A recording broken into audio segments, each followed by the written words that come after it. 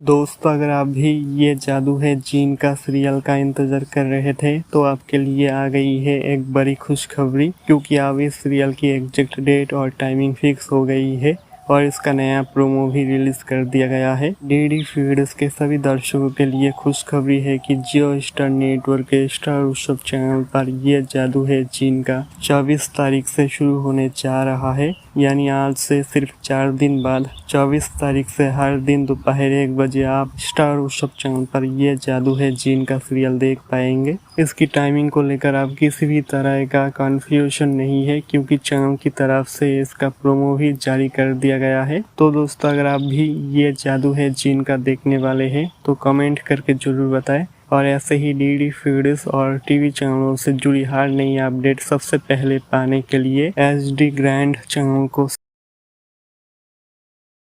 अगली वीडियो में। तब तक के लिए धन्यवाद।